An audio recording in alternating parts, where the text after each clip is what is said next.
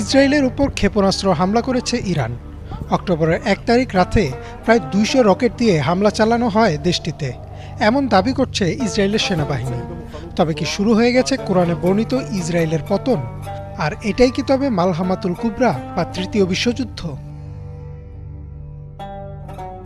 আল্লাহ কোরআনে বলেন, আর আমি কিতাবে বনী ইসরায়েলকে সতর্ক করে দিয়েছি, নিশ্চয়ই তোমরা পৃথিবীতে দুইবার ফাসাদ সৃষ্টি করবে এবং তোমরা অত্যন্ত অহংকারী হয়ে পড়বে।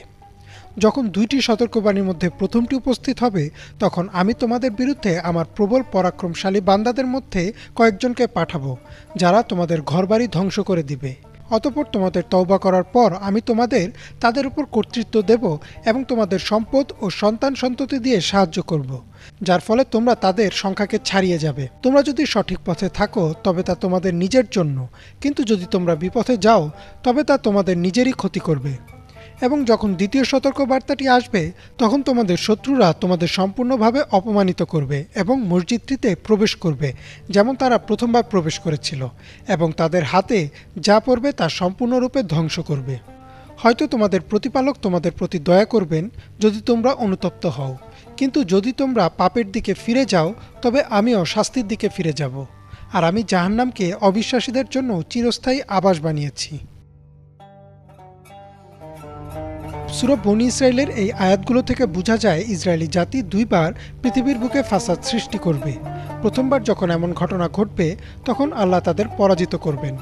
ধারণা করা হয় প্রথম ঘটনাটি ইতোমধ্যেই ঘটে গেছে।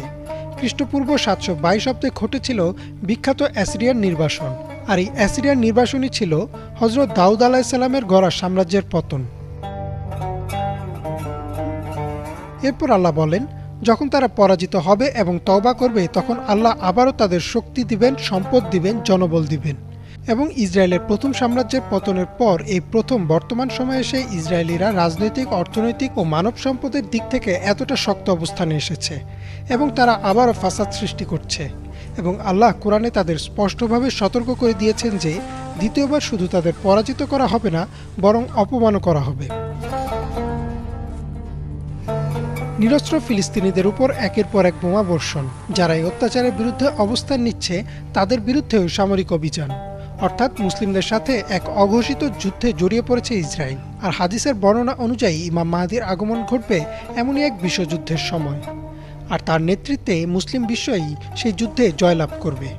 তবে সেই যুদ্ধ হবে প্রচণ্ড ভয়াবহ।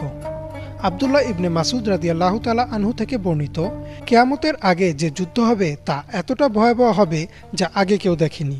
এমনকি আকাশে উঠতে থাকা পাখিও সেই যুদ্ধের প্রভাবে মরে ভূপতিত হবে। অর্থাৎ প্রচণ্ড ভয়াবহ হবে সেই যুদ্ধ। আর এই হাদিস থেকে অনেক আলেমই ধারণা করছেন যে সেই যুদ্ধ হবে পারমাণবিক যুদ্ধ, কারণ পারমাণবিক অস্ত্রের প্রভাব থেকে আকাশে উঠতে থাকা পাখিরাও নিরাপদ না। কিন্তু আমরা কি আসলেও সেই দিকে যাচ্ছি কিনা তা একমাত্র আল্লাহ ভালো জানেন। ইমরান মাহমুদ, বাংলা ভিশন।